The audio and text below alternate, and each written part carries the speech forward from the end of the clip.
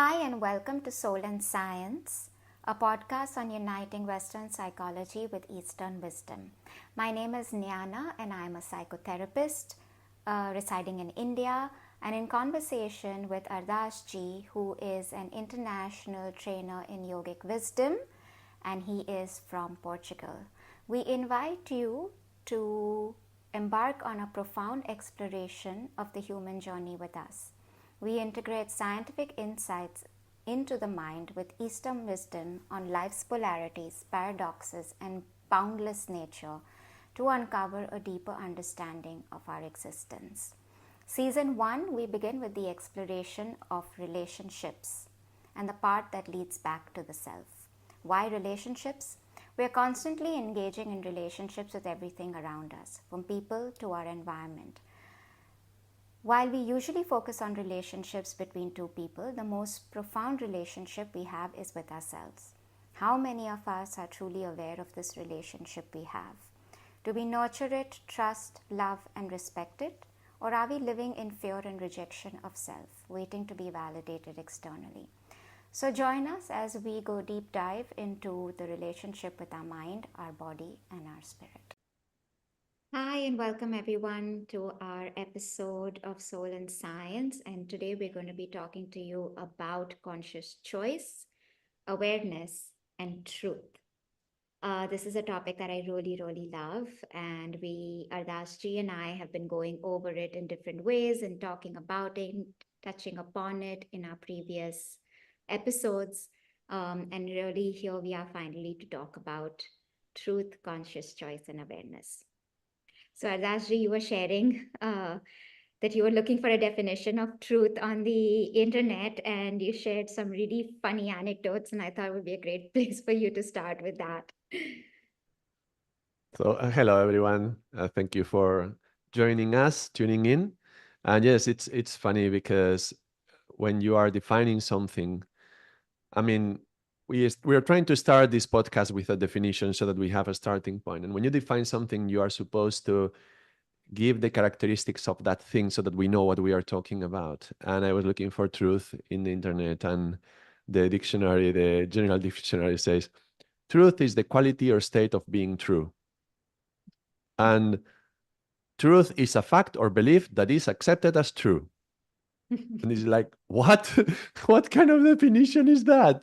This is like saying a chair is the thing that we all call a chair. Of course, it's a chair.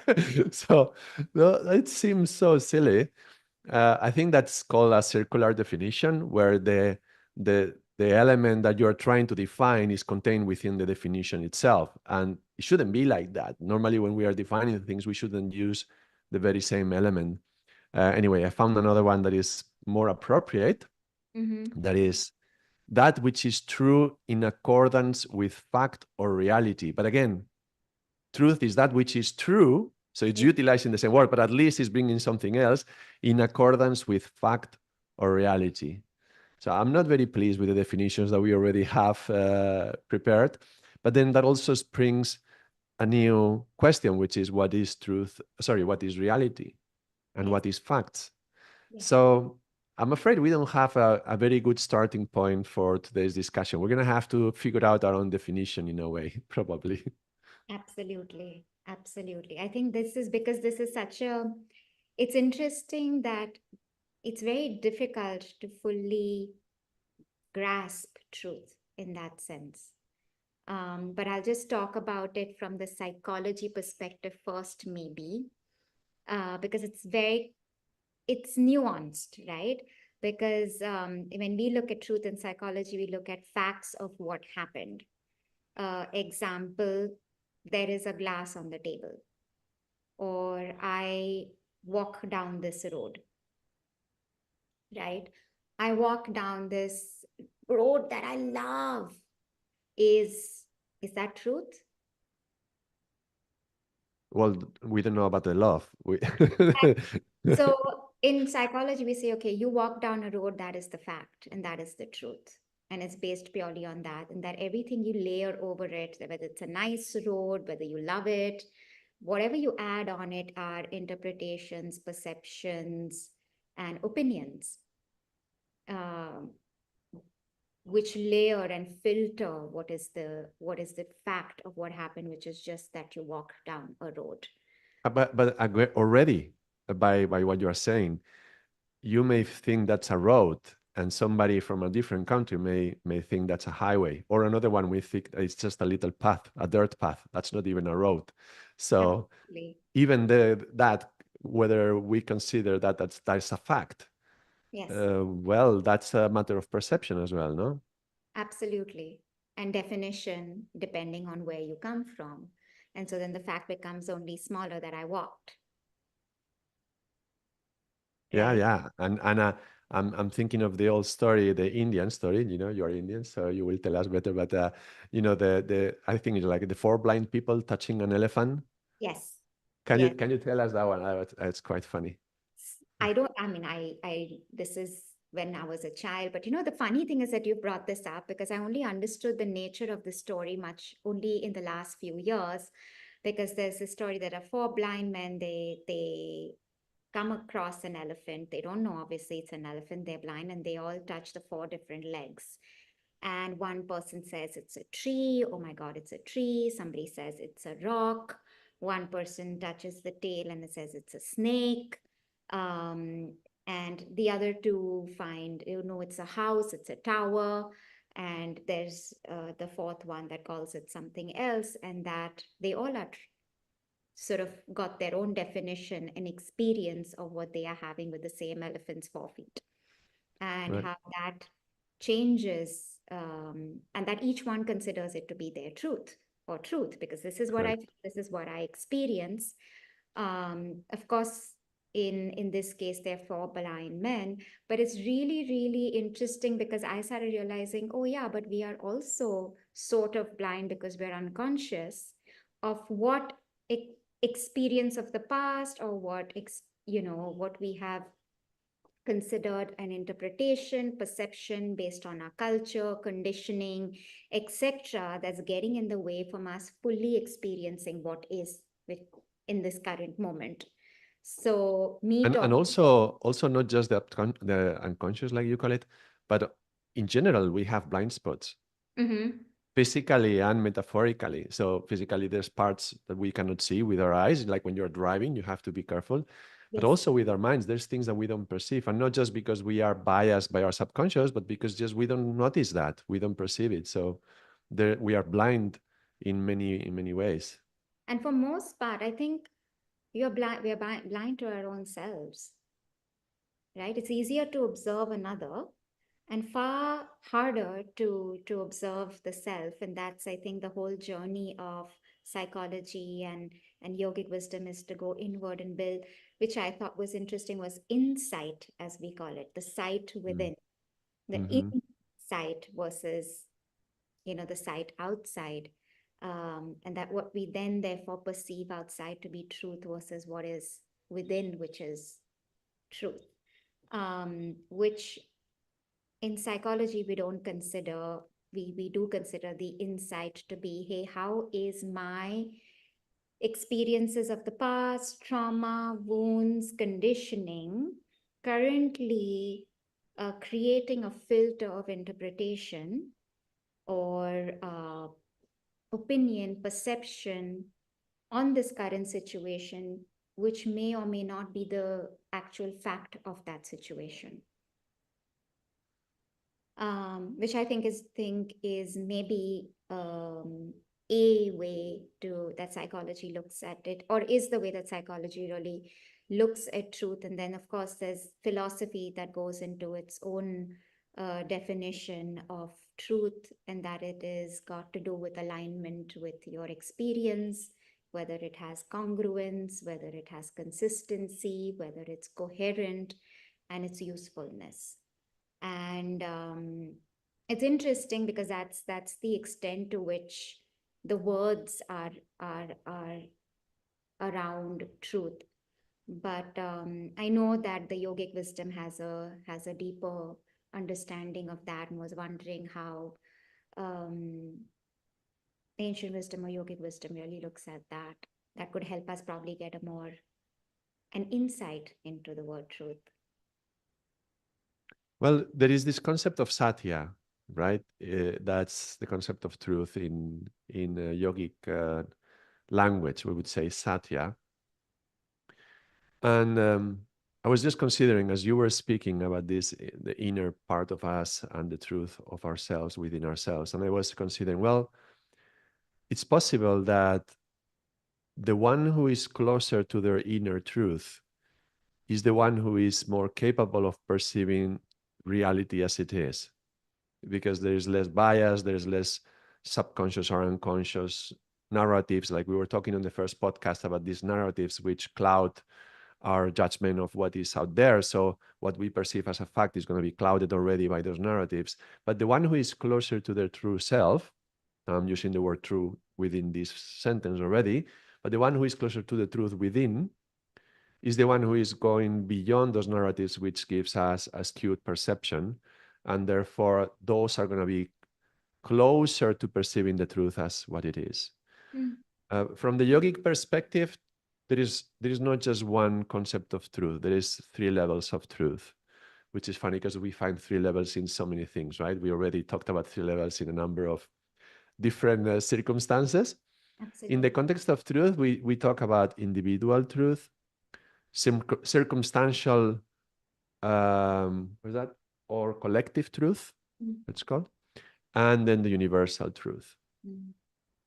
And the individual truth is something that is true for me right now, today, and that is personal, is individual, and it's not transferable. So it may be different from for you. The very same thing that we are perceiving, even if we are perceiving the same thing, your truth, excuse me, what you perceive as truth about that thing will be different from what I perceive as truth. And actually, it could be different tomorrow from what is right now, because we are evolving as beings. So we change, and so our perspective will change. And that's an individual truth. And I would say that's the closest to bias. That's the one that is closer to there being some bias and linked to our own narrative, but also our own blind spots, which, in the eye, we know where they are physically, but psychologically, it's not so easy to see, because maybe your blind spots will be different from mine. If we read the same text, some things you will just not pay attention, and other things I will not pay any attention. I will just not see them. And this happens. We can all relate to this experience of going back to another book and reading it again, and suddenly realizing that they are saying something they had not read before. But my eyes have been gone through these lines before. Why did I not see this before? So we were blind to that concept. No, maybe not because we have anything against that, but it's just we are not ready or available to receive that. Then there is the collective and circumstantial truth, which is something that is true right now in these circumstances, and we can all agree to that. And that's very much linked to society and culture and or family. There is a truth within the family. We all understand that that was true, and is within that group. Outside of that group will not be considered true, but within the group, we all agree that's what happened. So that's like a fact for us. And again, fact is so weak, because we perceive things, and we may say that's a fact, but well, is it a fact? And even, some people will say, well, facts adhere to some laws and properties that we can measure and judge through physics and mathematics, which is the things that we have closer to understanding truth. Mathematics, the word math comes from essence of the essence, math meaning essence. So trying to find the essence of things, that's like trying to find the truth. And mathematics is a good way to express things which we can measure. And if we measure it today and we measure it tomorrow and the day after, we can say, oh yes, it's true, because it's happening always. And that's a thing that I like to take, and I will bring it back again. But even mathematics and even physics, or especially physics, sometimes we observe something and we create a law that describes it and seems to describe it pretty well. But as science advances, then we prove that that was not true. And even though that law seemed to adhere to what we were observing as fact, Later on, we observed that actually that was not true, and there is a more closer approximation, which at the end is going to have to be that, an approximation to what is really happening.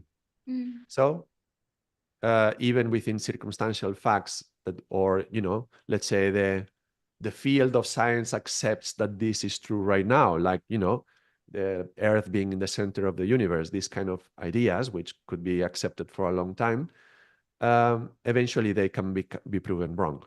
Mm. And now there is the third level. The third level is the universal truth. And those are things which are true universally for everyone and for everything and for any time, and not always accessible directly as people, because we don't necessarily have an immediate capacity to access those truths, because they are universal, and sometimes we may not perceive that, but they are there, and they are affecting us whether we believe in them or not. They are. Mm. That's how they exist. And as you were explaining the example of the elephant, I was thinking of Ganesha and how it's a symbol of, for God. And, different people will approach Ganesha and have a different relationship to Ganesha, just like people may have different approaches to God. And one will say, oh, it's like a big tree, and another one is like a snake, Mm. so they may perceive God in different ways. And for them, it may be true, but it's also linked to a matter of faith, which actually the word truth, I believe, in the etymology of it, there is a connection to some German root with some word with faith, something related to faith. So we believe that it's true, and that's how it can become true. But even our relationship to something that is universal, God, if we talk about God as something universal, our perception of that will be a personal level of truth. How does that sound? It left me silent, so it must be the truth. Even in yoga, we utilize the symbol of Om, Mm. and we say it's the vibration that is everywhere and it's been there since the beginning of time, the beginning of the universe, and it permeates everything. And out of that Om, the whole creation started. But Om is also represented as an elephant. The symbol of the Om is similar to an elephant, the elephant face, Ganesha's face. So we could also say that our perception of Om, and when we vibrate Om, we have a different experience, and that's our personal truth in relationship to that Om. Right, so there's a universal truth and there's an individual experience in relation to that universal truth.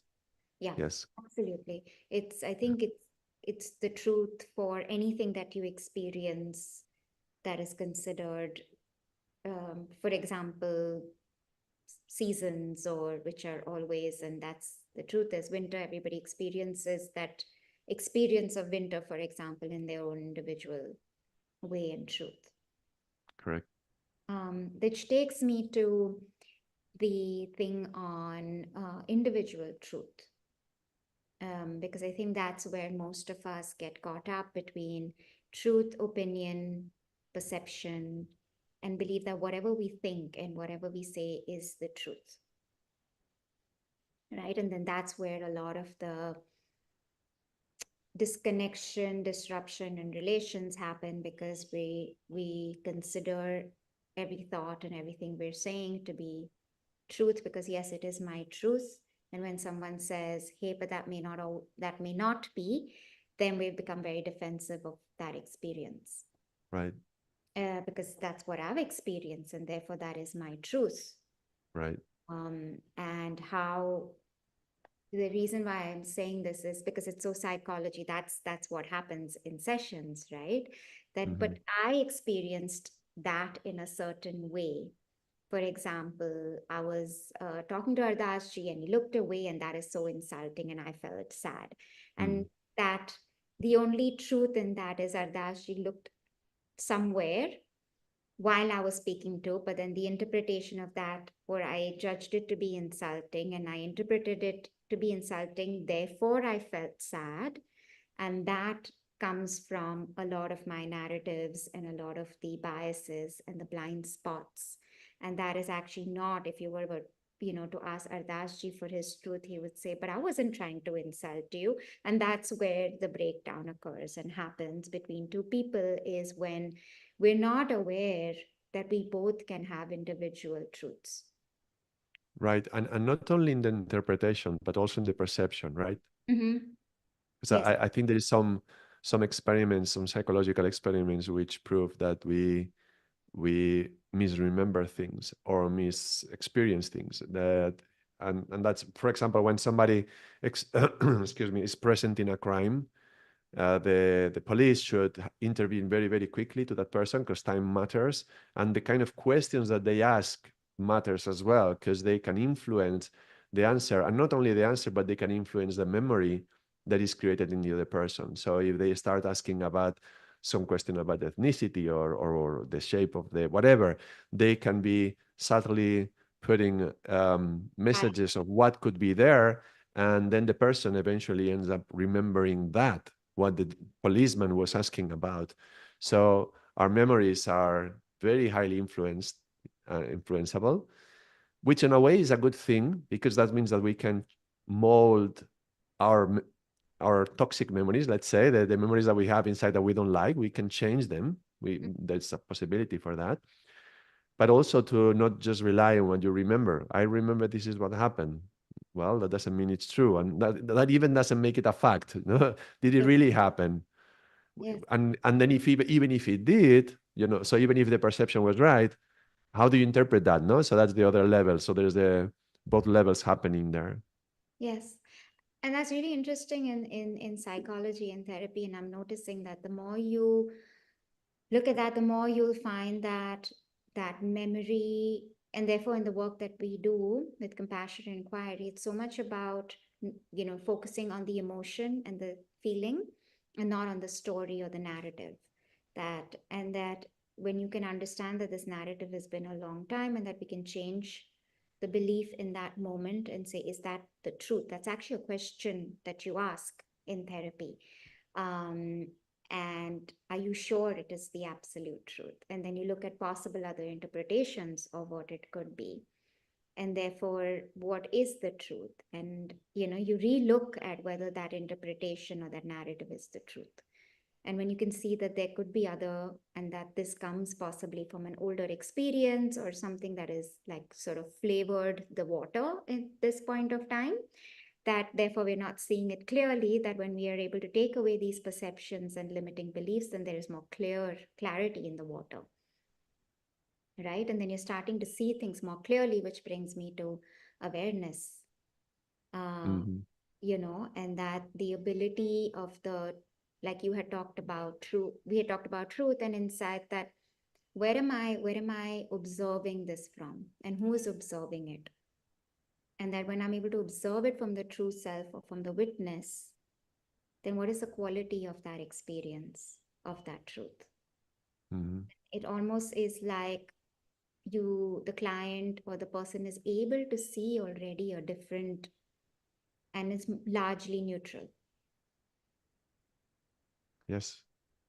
And that then becomes neutral, because I remember at the beginning of my own therapeutic journey, there was always this thing that, you know, it's benign. And I was like, no, it can't be benign. It's so painful. How can things be benign? And as the whole journey of meditation, Kundalini yoga, therapy has been continuing, the perspective of when you start connecting to your observer or your neutral mind, or we call wise mind, or your true self, things seem to be more come across as neutral and benign.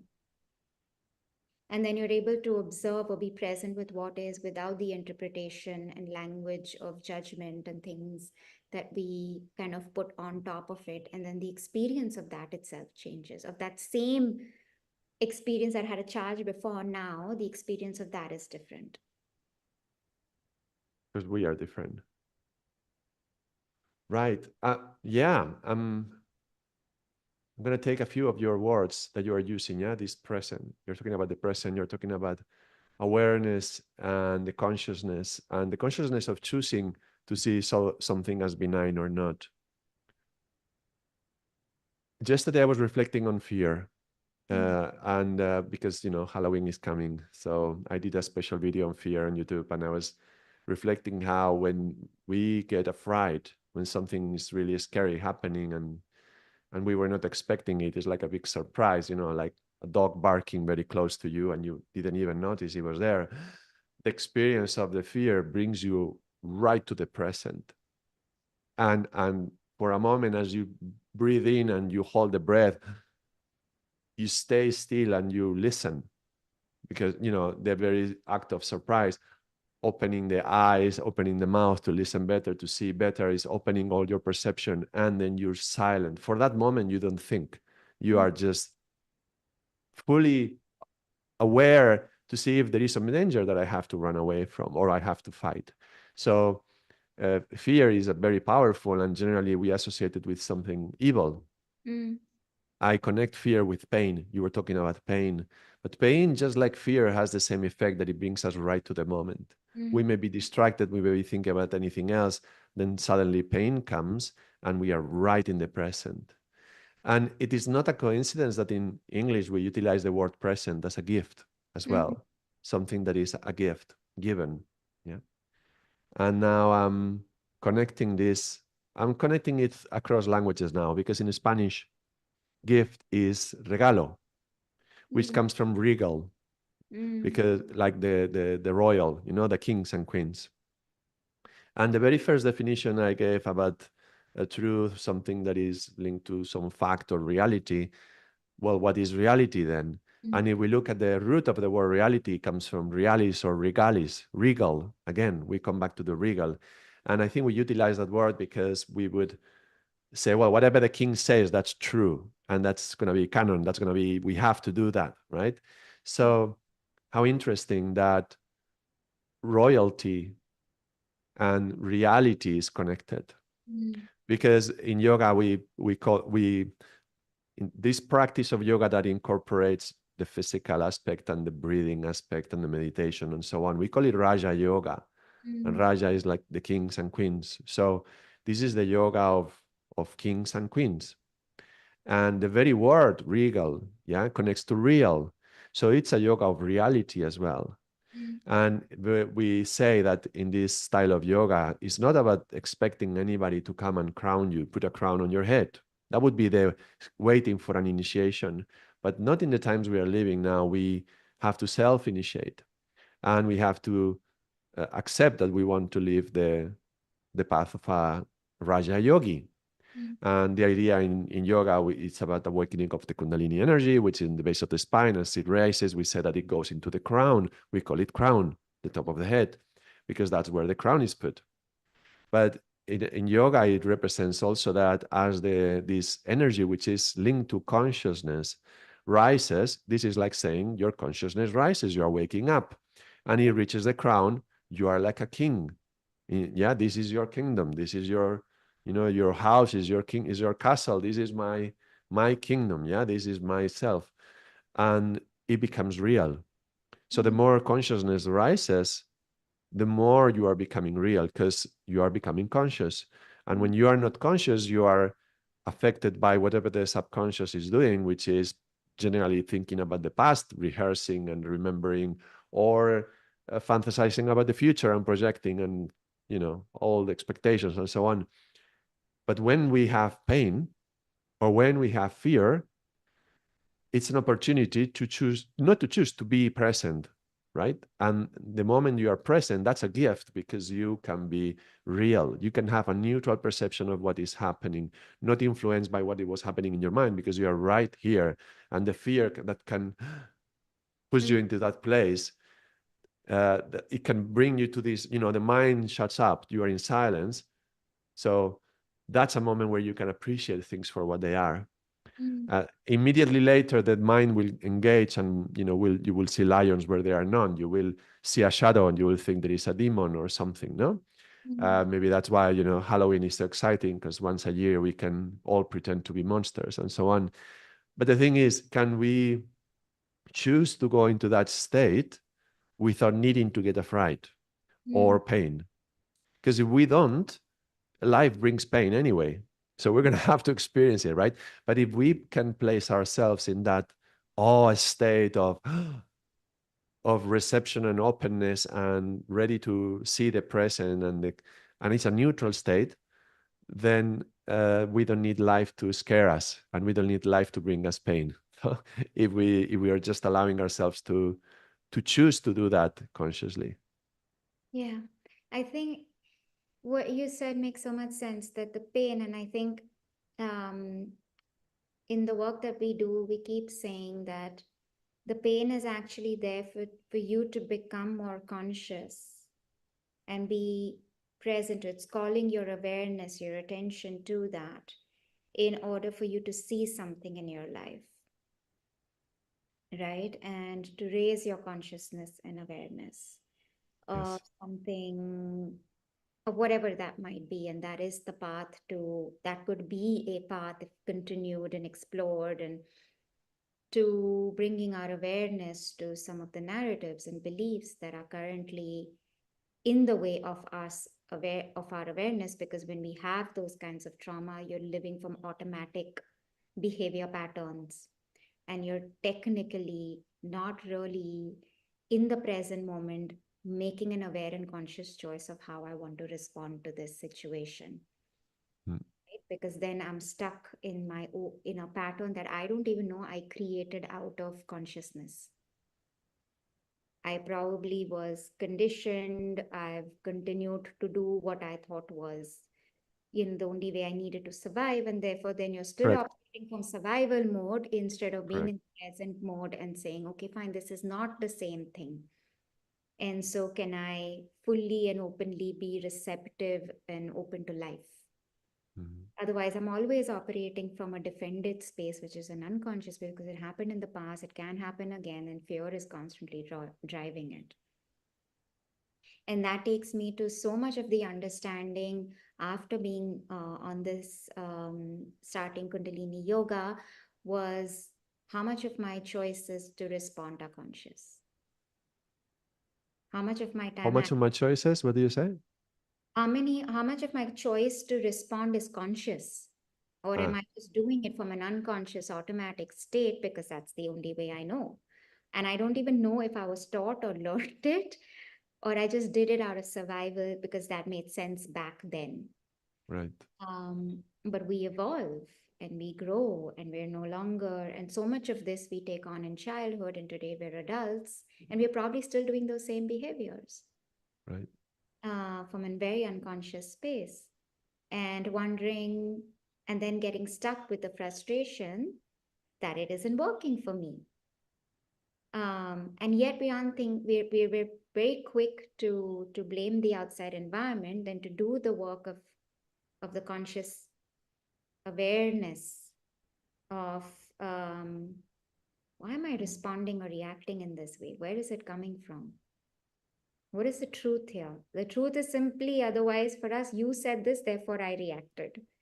There isn't any understanding of responsibility and accountability and conscious choice of not having to have that same reaction each time. I can do something about it. I like that word that you use, accountability. Yeah.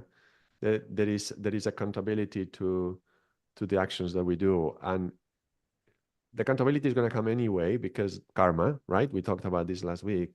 But maturity implies taking responsibility for what you did. And if you do a conscious choice, if you commit to something, then now there is a responsibility. Now, Yeah. if you've committed and you commit fully, okay, now there's a responsibility to that. So this evolution that you're talking about, no, this evolving has to include in a way responsibility, or otherwise there's no maturity there. And how is that? Is there a connection to that, to truth then? Well, I think so. Intuitively, the first thing that comes to me is this thing that I mentioned about mathematics and how they will try to study something and then the law, or physics, and then they change the law and they find a new law that adapts better. And well, one possible definition of truth is linked to what was, what is, and what will be. So when we are reading the Mul Mantra, no, there's Ekankar Satnam, yeah, the ending of the Mul Mantra is At such Yugat, such Hebi, such Nanak Hosibi, such. And it's talking about everything that is it was said before. He said that was true at the beginning of times, it's true now, it will be true for all the times to come. But that's also a nice definition about truth, because some universal truth would be something that was, that is, and that will be, and that doesn't change. If we are talking about something that is absolutely true, that's not that's not going to change, Mm, because if it's changing, then it's only circumstantial or mm, temporal. So if we are talking about something that is universal, I think this is a really nice question to ponder. Yeah, what in the universe do I can I see or feel or imagine or perceive that is never changing? That it was always like this. It is like this now. It will continue being like that. And that question, that's a strong question to then reflect back to us as well. mm, Because yes, we were talking about us evolving and maturing and taking responsibility for our actions, rewriting our dramas and learning the lessons from the past and so on.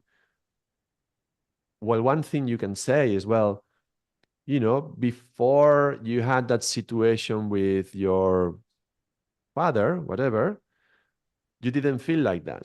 And now you feel like that.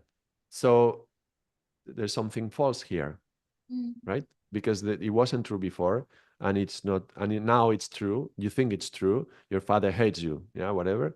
And then it, at some point in history, you have created that fact. Well, it wasn't before. So there's probably some perception here happening. And is that a universal truth? Well, of course not, because we are not, my father is not going to be universal. I'm going to be gone from this planet at some point as well. But if we just take the period of our lives as well, how was I at the beginning? How am I now? How will I continue being? Then we can see many of the things that change in our character, they are all superficial changes. My mood, for example, today I may be in a particular mood, and last week I was in a different mood, and they are changing, which means that I am not my mood. There is some essential truth about myself, some true essence of myself that is not aligned with those moods. It's beyond those moods. And then so we have to ask, so what is my essence? mm, And then you try to go, well, who am I? How am I? Well, I've always been curious. Okay, all right. So you're a curious guy. Okay, so maybe curiosity is closer to the truth, and it's probably closer than today that you are feeling frustrated or whatever. But maybe it's not even curiosity. So by exploring what qualities have always been with me, even before I was born, that I probably brought them from the previous life, but if I can identify those qualities that are resonating closer to, it's still my individual truth, but even my individual truth has to be closer to this before, now, and after. So somehow navigating all the others which are not, like the moods, we can get closer to the true essence of mm. who we are. Yeah. How does that sound according to psychology and the true essence of self from psychological perspective? Yeah, I mean, now it's like I said in previous times that now we're talking about a true self and an essence. Because up until now, psychology, even though it was the study of the soul, its conversation was largely around mind, and the mind is ever changing. Right. So we are And not that thought. yeah, we're not the thought. And Buddha kept saying, "You are not your thoughts," right? And his he had his own thing of the noble truths and things like that that he proclaimed about, talked about in terms of suffering, and then so psychology therefore come now today. A lot of the questions are around, okay, the true self, the wise mind, and what is the essence of that? And if that is your truth, then what is everything else? Right? And that they are your parts, and then they are parts of you, they're not all of you, and then it brings you back to the essence of wholeness, and that you are the whole, and that's the truth. right? And there is an experience to that. And then once you experience it, that becomes your in, not just your individual truth, but then you're in relation to the universal truth. Now, now we are talking at the end of the path, because who feels whole, right? In reality, most of us are fragmented, Yeah. right? So personalities and with their own interests and Some of our parts, right? yeah, yes, yeah. But that's very relevant, yeah, to consider who is the whole that makes all these parts together. If even if I'm not these thoughts, Mm, okay, they are part of my experience, so they are probably part of me, even if I am not that. Like mm, this body, I'm not this body. Yeah, if I was having this little conversation with my daughters the other day. It's like, well, if because one of the artists that we watch in YouTube, we like her very much. She's incredible artist, and she is missing a finger. mm, And we were saying, well, imagine when she had that finger on. If we think that this is our body, that this is part of us, what happens if we lose one finger? Do we lose a part of ourselves? And they were like, no. It's like, then is the body part of ourselves or not? And they're like, yes. So it's like, it was very, very fun, a lot of fun trying to figure out, are we the body or not? No? yeah. And so, yeah, if I lose my finger or if I lose my hand, I'm not losing myself. But at the same time, while I have this body and this hand and this finger, that's part of my experience. So as long as it's part of my experience, that's also part of this whole, which is fragmented in a way, no? Mhm, Then there is something, um, how is it called? Sadhguru. Sadhguru talks about this in some videos.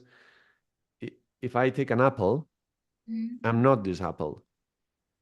But the moment that I eat the apple, all the nutrients and the different parts of the apple will be used by my body to create, fibers, muscle, tendons, bones, whatever.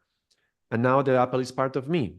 mm, So were we ever separate? Or are we now, if we are now together, are were we ever separate? So if we think that we are now together, well, the apple was already together with me before, even if it was not within my body. And then if we are talking about experience, well, okay, where does the experience go? Does it go only until my skin? Because I can feel if somebody passes behind me.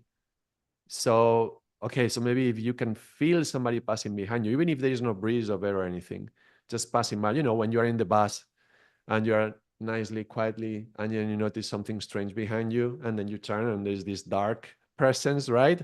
And you feel something is off with this guy, I'm going to step away. I think most people has had this experience. Well, you don't have neurons, with and senses. You don't have senses out there, and yet you can experience that just because your awareness can include that. Yeah, and we in yoga we talk about also fields of energy and so on. But then, where is the limit of my experience?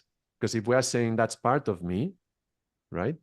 Then is can I expand my awareness and the field of my energy, and then everything that is around this expansion is also part of me? You see how easily this becomes a little bit complicated, no? yes, absolutely. And I think that's the beauty of what you just said, that can I expand my awareness and my energetic field, where all of this becomes a part of me that takes us to the universal truth of oneness, which that we're one consciousness. And the more awareness and expansion we have of that, the less we are in the egoic mind that sees truth as a very limiting experience of just this body and this thought and this mind, Right. and therefore then truth becomes such a large experience that it's possible to experience so much more when we are able to step out of the egoic mind and the realms of this is all there is, and what I am saying and experiencing is the only truth, and etc. Right? And that comes so much from the limitations of our conditioning and the mind itself. And that's when you said something really beautiful earlier, that when there is something and you're afraid, all your senses open and your mind goes off, And in that moment, you're in truth, and you can you become aware of everything. And that's so interesting, that the mind goes off, and that's in the moment that you're fully aware, and that all your senses are on. And yes, of course, then the mind comes back and limits that to the what if and the this and the that and the other dialogues that keep going on. And that to experience truth of oneself, the mind needs to, the more we're able to control the mind and the narratives that are on and on and on in the mind, the more we'll actually fully able to experience this vastness of our awareness and what it can hold. Yes, yes, but we would throw a caution here from yoga, because if you're trying to control that mind, you may enter into a battle with it. And Mm, whenever you fight against anything, you're already lost. So I rather fight for fight for peace than fight against war, because yeah, uh, um, that's a very common idea. Yeah, meditation is, stopping the mind and controlling our thoughts, and that many people end up frustrated trying to take that path. And also, if mind is part of me, then I'm fighting against myself. So, to trying to control it. But then what do we do? If it's not controlled, then what do we do, right? yeah. So I think the what we are working with is awareness, becoming aware of the mind, and then noticing that I'm not the mind and I'm not this thought in this moment. And that I have a choice to either get attached to the thought and go with it, or then what we here teach clients is to say, interesting thought, not right now. Please, take a step, Yes. because it's coming from a certain part or sub personality, super ego, someplace, inner critic. But I'm aware of that. Mm. I'm fully present in this moment to recognize that there's this banter and chatter in my mind, and this banter and chatter is causing this experience for me that's overtaking what's currently present for me. And I can ask that part to take a step back. Yeah, exactly. That was so close.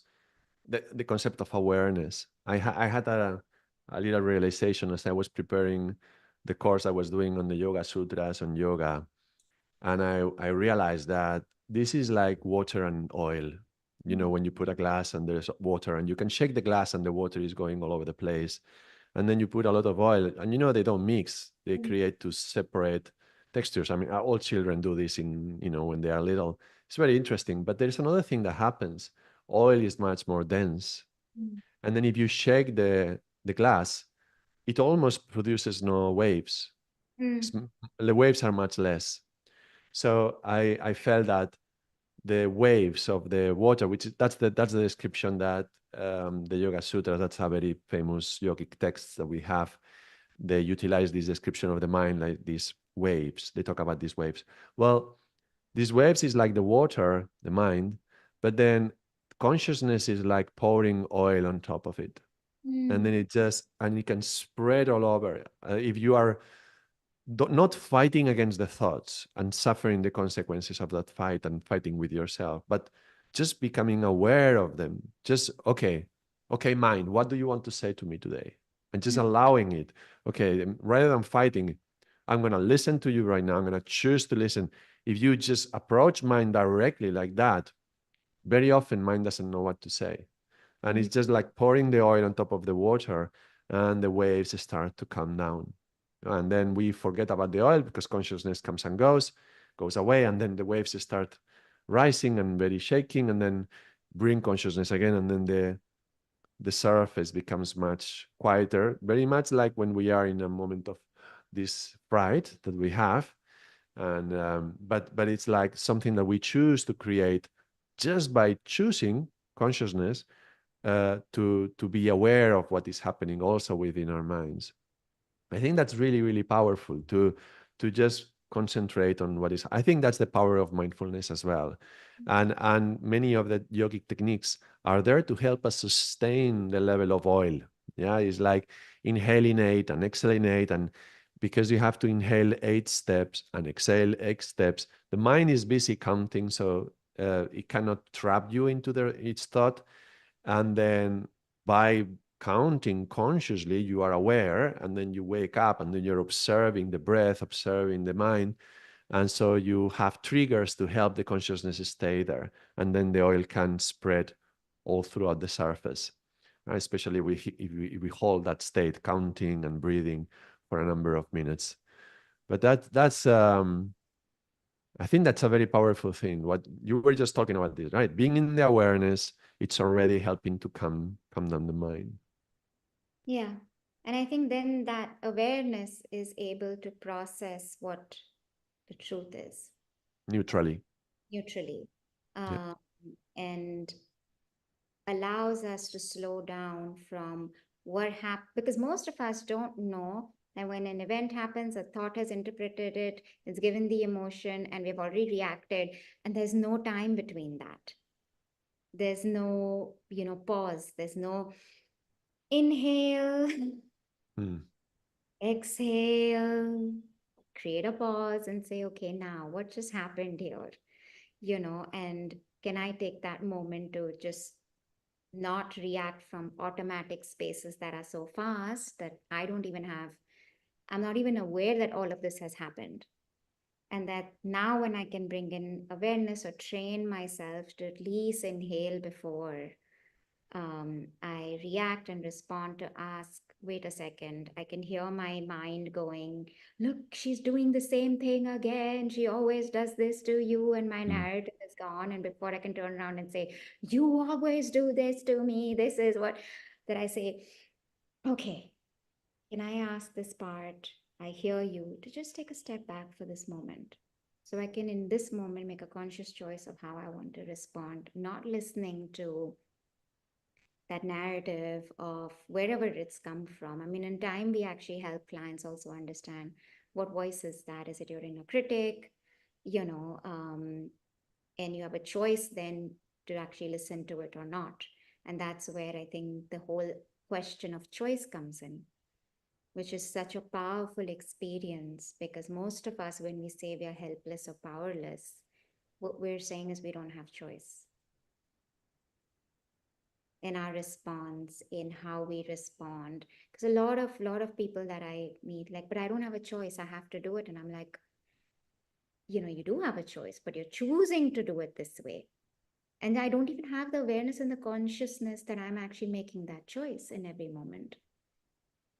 And I was hoping that we could spend the next few minutes talking about that, because a lot of people, we suffer because we do something out of like automatic spaces. And then we say, I'm choice, but I'm like, every moment you are making a choice. The fact that you did that itself says that there was choice in that. To say yes while saying you're choiceless is also a choice, right? And I think that's a space, that a blind spot that a lot of us as the human existence are struggling with. I think with that, I don't know whether there's Yes, a yes. perspective on It's, that. it's just that, yeah. It's sometimes that choice is kind of, I mean, who really chooses? Yeah. Did we really choose that?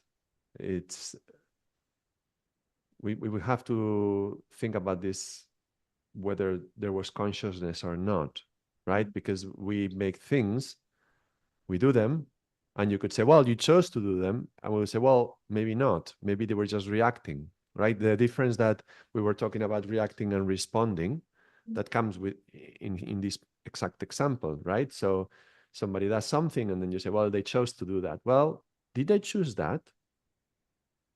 And then if we want to question that, we would have to even question how much choice actually do we have.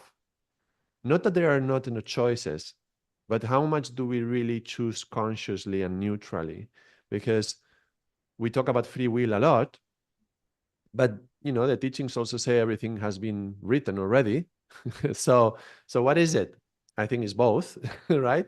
But there is always this constant paradox in the spiritual life. So the moment that you consider that, okay, let's think about what is really really free will, what is really really a choice that I'm absolutely doing, and I can say consciously 100% that was my choice. How many of those are truly there in our lives? I mean, how many of those are absolutely free from any conditioning, from conditioning from your parents, conditioning from your school, from how you were little, how you perceive the opportunities that you can choose, or whatever. We are so programmed right now. Most of our attitudes, and when I say most, this is 99.999 of what we do, even when we think we are conscious, they also come from our own internal programming, Absolutely. our personal truth. Yeah. Yeah, I hear that a lot saying that, but isn't it supposed to be that way? And I'm like, yeah, okay, where did you learn that from? And where did that come from? And so we haven't even stopped to understand, and that takes me back to insight, responsibility, accountability, to just taking something to be the absolute truth, and this is the only way it's meant to be, and I'm acting in accordance with that, and therefore feel choices because there's a part of you that says, I may not want to respond in that way. And we aren't even exploring the truth of that voice and where that is coming from. And that the conflict is between what I think it's meant to be, and then there is a voice in me that's saying it may not be right for me, but I'm not listening to then that voice. And what is that voice? Mm. Yeah, there's all these voices within. Again, coming back to the fragmentation, right? We are There's fragmented also within. an intuition, right? That could be, but there is many voices. Yeah, intuition is one of them. It's interesting. You were um, talking about insight before, seeing within, and intuition is tuition, thought within. So intuition is something that you never learned from that outside. You a part of you from within teaches you in that moment. That's the right thing to do, right? Yeah. Inner tuition. That's very significant. There's another way to translate it as well, but let's go with that one. So there is an inner teacher Mm. and can tell us what to do in the right moment. And I would say that that teacher is really, really close to the real self, Mm. right? So that the closer we get to the real self, the better we hear that voice Mm. of the intuition. And it's non-rational, which means that for very rational people, and that's a lot of people, it's very hard to accept that Mm. that a voice within us, and we are not, talking crazy here, but a Mm. voice within us is telling us, is teaching us, inner tuition, teaching us what to do, and we can choose to do that. But then you would also say, well, did you really choose to do that, or you chose to follow that voice? But is that also a conscious choice and neutral and 100% free from any? It's really, really difficult to say that we actually did this choice 100% free of any conditioning and totally absolute free will. Right. Really, really hard. Yeah. But I think it comes back to knowing that even if I am making this choice, being conscious that I may be making this choice out of conditioning, Yes, correct. Exactly. And taking responsibility for and that as taking well. Uh, responsibility and accountability for that. And correct. that's I'm not perfect. I'm not 100% real. I have my masks. I still wear my masks. But absolutely, whatever is the result of this action, I'm going to take full responsibility. I'm going to be accountable for it. Why do? Whatever it has to happen, I will accept the consequences. yeah. That's And full commitment. Yeah. yes, and that's fully showing up as authentically and truthfully as you possibly can for yourself in that Right. moment. Correct. Correct. Correct. Yes, back to the conversation of truth, that there's so many layers to it, like you said, coming back to individual, collective, universal. And that my experience of that, even with the mass and everything, is to just be aware that, yes, I'm not, there's a lot that I've been conditioned by and, unknowingly, but I'm still making this choice from what I know. And when I know better, I will do better. But from here and now, that's what I do. And I stand by that. I stand by my word, and that I stand by my action. That's my commitment in this moment, with whatever comes along with that is, I accept. And the commitment to constantly keep doing a reality check on what I think is true and what I think that I know. Mm. Constantly keep checking myself. Is that true? Is that a true alignment what I have right now? Yeah. And coming back to this concept of what was, what is, and what will be, Mm. is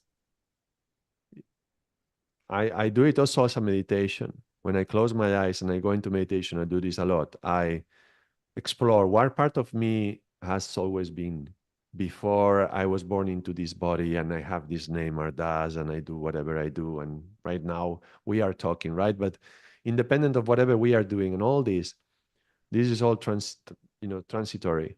But Mm. if I close my eyes and I go deep within, there is a feeling of existing. There is a feeling of being that I can recognize it's been here before this lifetime. And I can feel that it will carry on. So I try to connect to that as much as I can. And that's the closest I have of an experience of the real self. Mm. And then if when I am in a situation where you have to challenge yourself, you have to do a reality check on whether what you are doing is biased, is based on what you think is the most appropriate, but then you can go into that space and find if there is some dissonance or Mm. some resonance or some harmony with that part of me, which is the closest I know to reality. Yeah. I like the word, whether there is dissonance, resonance, or harmony. And that is what you said about alignment. And I think coming back to the earlier words of, is there congruence, coherence, words like that to that experience, which is the truth. Because otherwise, the most active is the conflicts that happen within us, Right. Like right? the voices talking, these Constant, fragmented selves. I constant. think I think a lot about maturity and life. Sorry for interrupting you. Is about making a concert out of these voices and learning to tune them in, learning to speak to each other, to harmonize and make music out of that, all in balance. And then just you walking around the streets, and there's these instinctive voices, and there's this intuition, and there is this intellectual voices, and there's all these things that are happening, and being able to harmonize them and make music. I think that's there's a lot about that in life. Yeah, yeah. I mean, when we sit, and I know that we're closer to the closing of this, that I think the beauty of this truth, uh, uh, it's an invitation for whoever, like you said, you sit with it, and you is to just become aware that all those voices exist, and yet there is a part that can hold, observe all of these, and choose from that space what feels aligned and congruent to that experience of harmony within you, to come closest to your truth and your true self. um, Yes. and to operate with the possibility that with of more awareness, Mhm. and what that might be when we show up in that way. Mm. The possible human being, Yeah, the becoming. the becoming. Yeah. And I think this particular question has been the birth of Soul and Science for me. I think as a podcast, as a inquiry. Um, I think it's Ramana Maharishi who says, "Inquiry, ask who am I," right? And that to keep being in that and seeing how close you could come to that part that's truest in your essence, and to experience that in any possible way that we can. um, I think is the essence of that, what which was, will be, and will continue to be from time to come. Bueno. So is there any other thoughts, Ardaas, that you would like to share before we um, bring this very interesting um, conversation? I would say that part of of your work as a psychologist, I can imagine that when a client comes to you is they are in this harmony, Mm. and there is these voices within, and some of them they may not even recognize like part of themselves, but they are suffering because of that, and some are more emotional, some are more rational, but they are different parts of themselves screaming at each other, Mm. and some have a louder voice than others. And I imagine that your work is like the conductor of the orchestra, who is like, well, let's tune in everybody. And then, that may take a few sessions to tune in, and so that we all play the same, to the same frequency. And then as we are tuning in, then there's some voices that want to be very like the main character, no? And you have to be, well, don't go so much into that emotionality right now. Let's tone it down a little bit. Let's explore it from here, no? And then finding the right balance between these different aspects of the self, and trying to find the integration of the fragmented self. Yeah. And yes, the whole is more than the parts. It's like the bicycle. If we see a wheel and a pedal and a frame, that's not a bicycle, right? When they are together, there's something larger than just some wheels and a frame and some pedals. There is a bicycle. The concept of bicycle appears out of everything to put together. Just like we are not this body, we are not this mind, we are not these emotions, we are not these narratives, we are not these thoughts. But when you put them all together, something arises out of that. Mm. Now, whether it will be a beautiful bicycle everybody will want to ride, and a nice and a fast one, or a heavy, clunky one that it breaks every minute and you have to change the chain, it will depend on how you maintain it and how you keep it in balance and aligned and all that. And I think that's where yoga comes a lot into aligning this body, mind, and spirit. And when we go into the mind itself within, that's where psychology helps to keep the alignment of the different pieces of the mind and the different voices and subpersonalities also speaking together, so that we can have a nice ride through life and enjoy the scenery, rather than being challenged with the change of gears and the chain is coming out and the wheel is flat now, no? Rather enjoying the ride of life. And there's some bumps, but hopefully our wheel is strong enough that we can go through the bumps, and that's fine. So also to have that resilience, that strength, and those characteristics that we need in the mind and emotions, that we can deal with whatever bumps are in the road as well, because the whole bike is working well, because everything is balanced. So I use a lot of metaphors, but I think mind understands metaphors, and most people listen from the mind. So maybe that's a good idea, no? To feel life as this metaphor of me with my bike, and how is it today?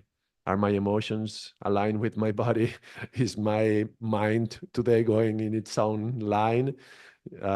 This kind of thing. Because if for example, the mind goes away, then I am at night, I want to go to sleep and I cannot, because my thoughts cannot stop turning, like these wheels turning in whatever direction they want to go. And I know tomorrow I'm going to be worse physically and emotionally, and even not being able to connect spiritually. So every part has its own function and its importance to the whole. Absolutely. And I think just to add that into close, when we talk about alignment and balance, um, and therefore it is a triangle of mind, body, and soul, that any one off balance creates the disharmony.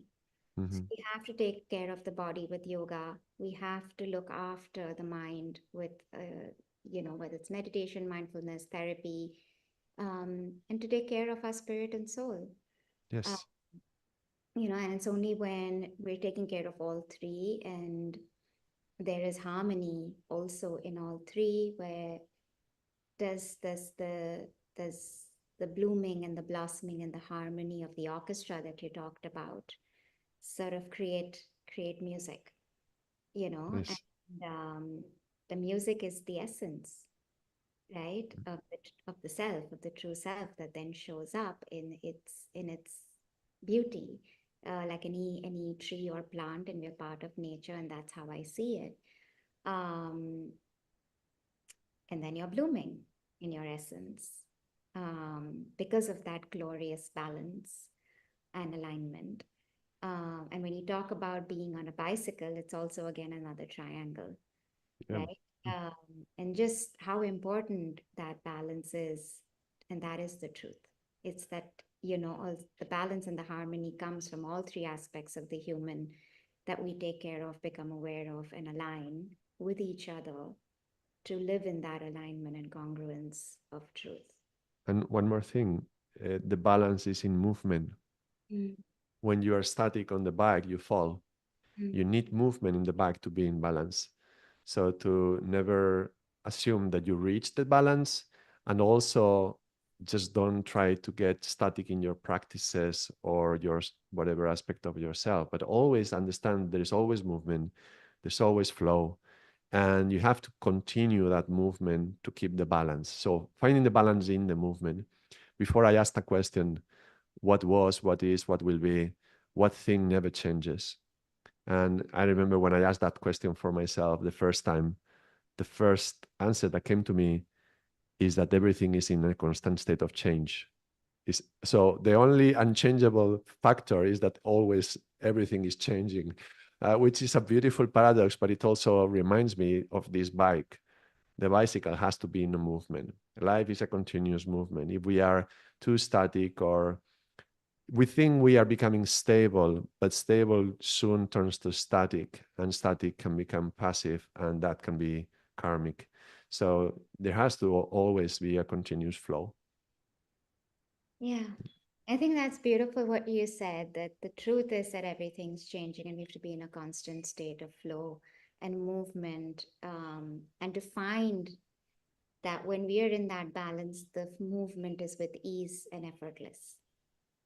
And that's when we know that we're in aligned with truth and in in the experience in relationship to the universal. Um, and thank you so much for bringing that aspect in that and the metaphor of the bicycle. So with that, I think this feels like a good place to um, truthfully come to a close to this particular conversation around truth. And we welcome everyone back next week, next Friday. And we will be talking about relationship to responsibility, something we talked about today, and from fate to destiny, the path, the journey. So, with that, we say thank you so much for joining us. Please do join us in person. Send us your questions. Interact with us. We're live every Friday, 5:30 p.m. India time and 1 p.m. Portugal time. See you next Friday. Thank you, everyone. See you next week. Sanam.